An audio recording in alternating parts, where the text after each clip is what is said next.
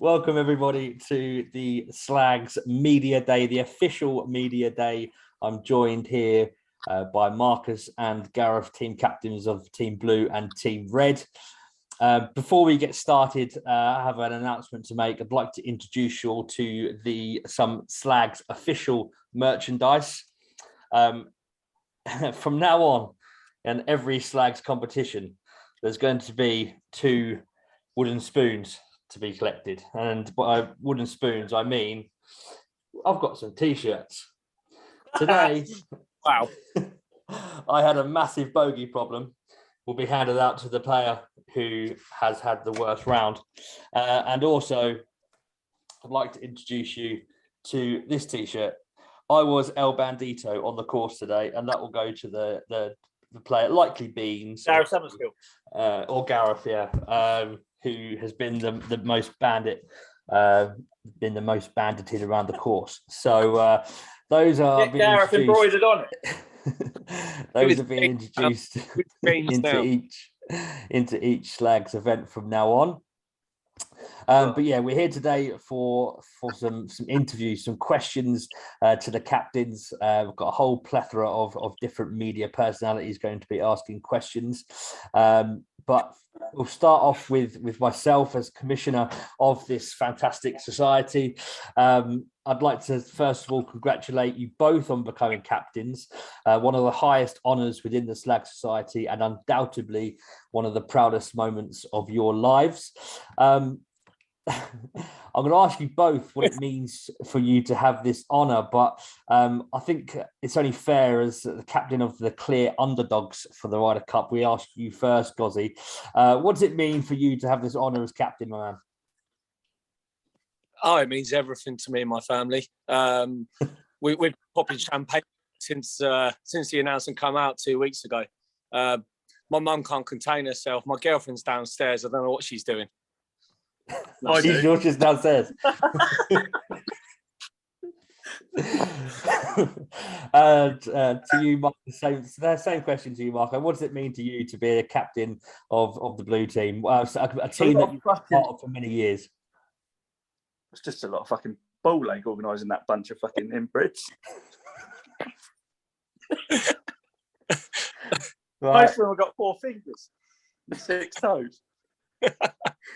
You're talking about your own team, right? Not the opposition. No, that's the best bit. That's our team I'm talking about. Right, okay. So you've got no feelings about like being captain of the team that you've been a part of for so many years now. You're not proud at all. Can't talk too much until we get the job done. That's all I'm saying. When you only remembered if you're the winning captain, didn't you? Otherwise, you're nothing. Point. All right, fair enough. A couple more questions from me. Marco, did you have an outright plan when it came to draft night? Was there players that you knew you just had to get? And if so, who were those players? I had to get that old boy that works there, the old boy that knows all the course and all that. He's all right at golf, but he knows the course like the old back of his hand, so he had to get him in there as a bit of a caddy. All but right, yeah, okay. he's got you and you're in there. Yeah, all right, yeah. And okay. then it was pretty much anyone with over 30 shots to compete against Gareth Summerskill. Right, so it was just pure tactical from your point of view. You wanted the strongest possible team with the highest possible handicaps. Yeah, basically. Gozzy, which players from the blue team, as Marco's just mentioned, were you disappointed not to get on your red team, if there were any at all? The only player I wanted to get was Beans. That was what was the reason behind that? Marco picked him first. I mean, what's Brighty playing off? Probably 28. Hoggy will be off about 46. Yeah, you know, he's picked so many people at bandits. It's embarrassing. You know, he's only himself, really. Right, okay. Marco, draft? You've picked 2 blokes with the same name so that between them they can fucking fill their fucking names out on the card.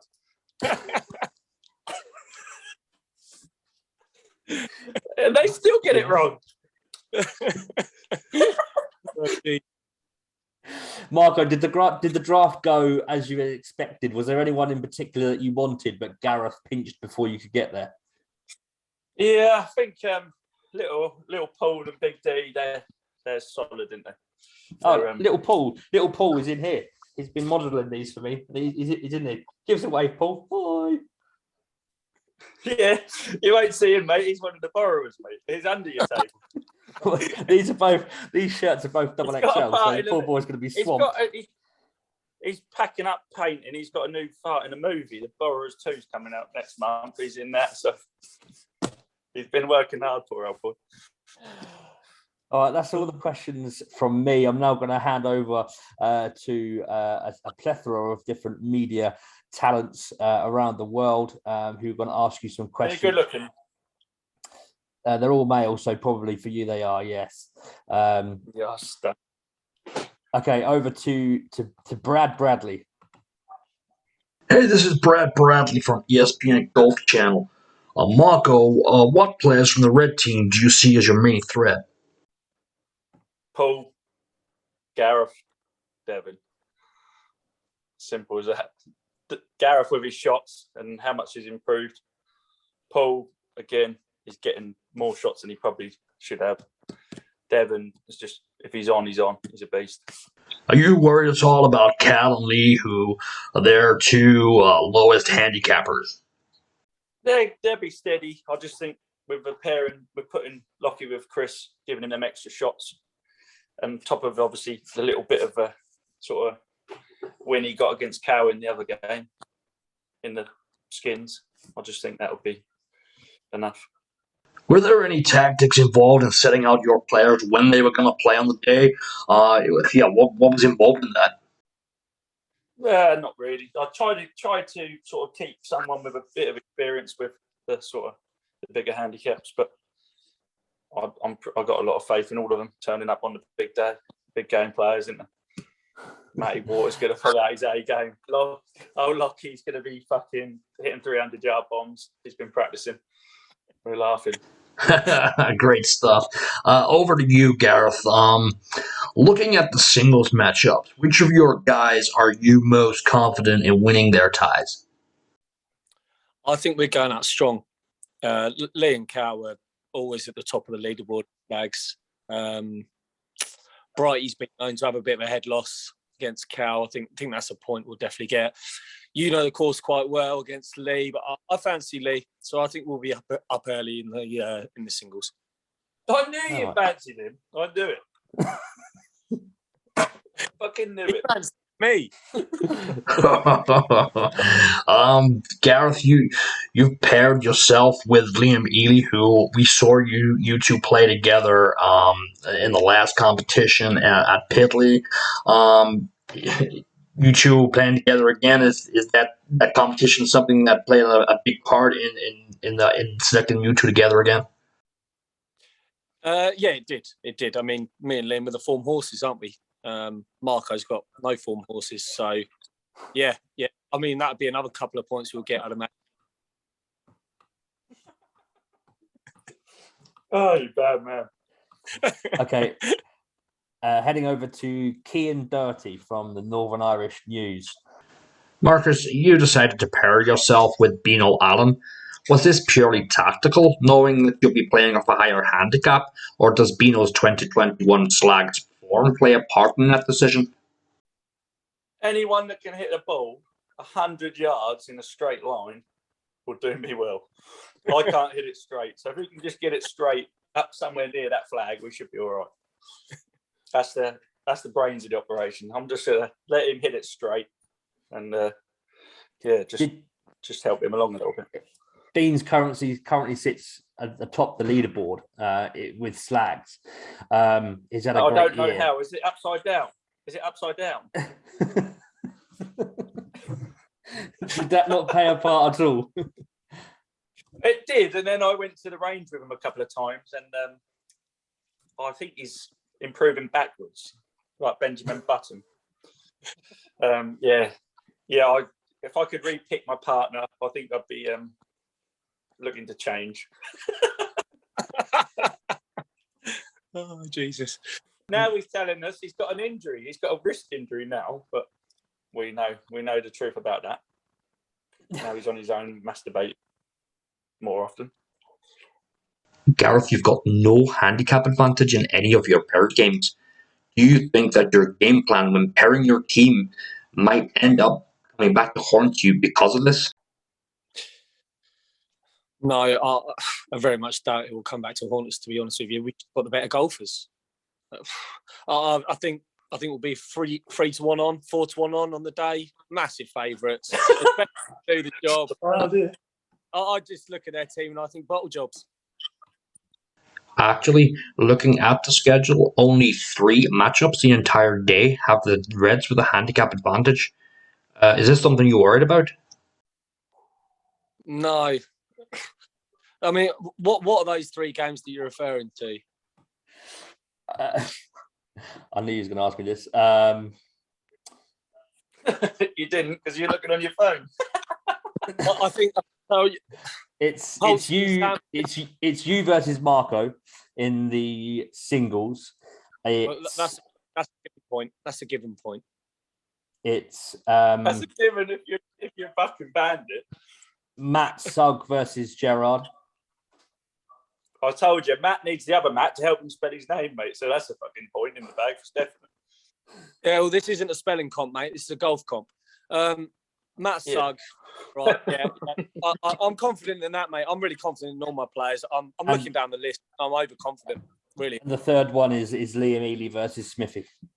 Well, Liam's the form horse, mate. Out of the 20 players, isn't he? He's arguably the best player going into this. So, yeah, really confident in that as well. And also, he's got a kid on the way now, so he's going to be buzzing. All right. Next questions are from Ted Taylor from the Yorkshire Press. Hey up, Gareth, lad. You've decided to keep the same tees for both pairs and singles competitions. Was this something purely strategical? No, the reason for that is I wanted everyone to be able to have a meal and a pint in between the pairs and the singles. That was the only reason for that. I need a bit of fuel. That's all. Fair enough. So it was strategic. Oh, yeah, it was. Yeah, in that sense. Yeah. Yes, thank you. As long as I don't get caught short, as long as I don't have to do a shit on the side, fucking off in the rough after 3 hours, we'll be all right. Marco, what approach did you take when pairing up the rest of your team? Did you consider a tactical approach, taking handicaps into consideration, or did you just pair up based on friendships? No, I'm trying, like I said before, just trying to get Smithy, myself, right, just a couple of extra shots. I think that's all we'll need. We don't need too many. We've got a bit of a head start with the blokes I've chosen anyway, so them extra shots should do us good. Okay, next question from Gareth, from Kenneth Bradbury from the Midland Times. Thank you. This is Kenneth Bradbury from the Midland Times. Marcus, what do you expect from your team this Ryder Cup? I mean, realistically, what do you think the score will be? A close 8-7 or more like a 13-2 whitewash? If they've got much of a chance in the singles, then they're done well. I'll put it that way. I think we'll be a handsome lead after the doubles, after the pairs, and hopefully it don't come down to me having to beat Gareth down the last. But if I have to, I will. Thanks, mate. Same question to Gareth, please. They've got some decent players, to be fair. I could see 2 of the pairs games being halved and us winning 3, so that'll be 4-1 going into the singles. I could see a 10-5 victory to the Reds. Fairly comfortable. They're entitled to win a couple of points, and they here and there, but we should win, definitely. Okay, next question comes in from Scott Hogan of the Merseyside Press. Thanks, Scott Hogan here from Merseyside Press. Marco, you've played Thorpewood a few times yourself. Does the course offer any particular advantage to your blue team? I just think it suits a big hitter. It's fairly open. You can miss fairways and still be all right, can't you? It's just keeping it in play, obviously. But like I said, the pairings I've done, I've got some big hitters.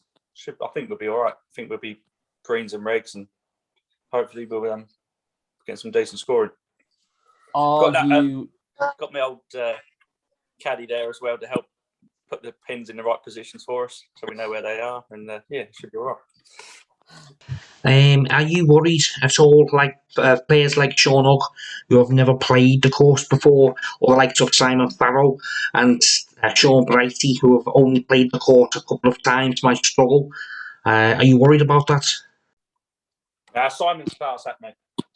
Played with him, played against him at Ramsey in the Skins, and I had to play unbelievably well to just scrape the win. That was his class act. Very good golfer.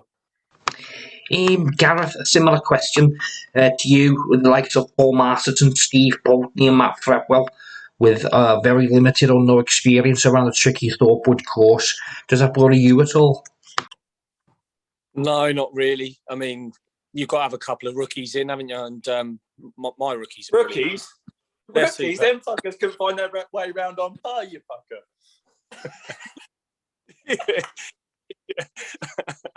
You fucker. Honestly, they get lost around there. I've forgotten who you've asked me about. Paul Masterton, mate. He'd get lost on par because he can't see over the sides, because they're all lifted up, mate, isn't they? Like fucking, so you can't see over. Well, Paul's vertically challenged when but he knows his golf. He's a good player. He's a brilliant player. I'm not worried.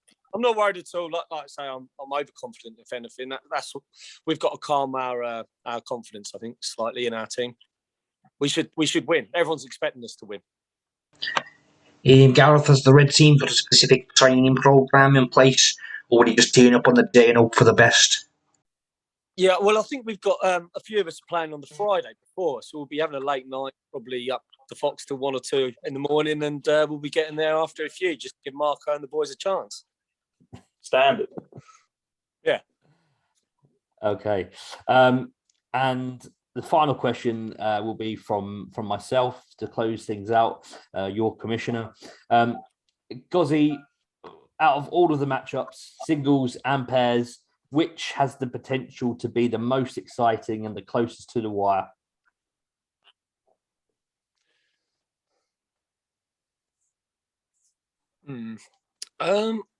I actually think the Devon Paul, Vic Brighty and Hoggy game could be pretty good.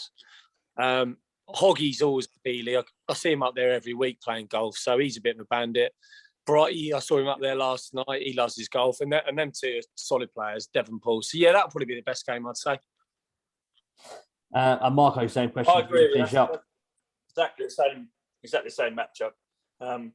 Like I say, anyone that falls out their mum's womb playing golf and still a 28 handicap by the time they're 30, and you've got to, something's going wrong somewhere, isn't it? He's short of a mask.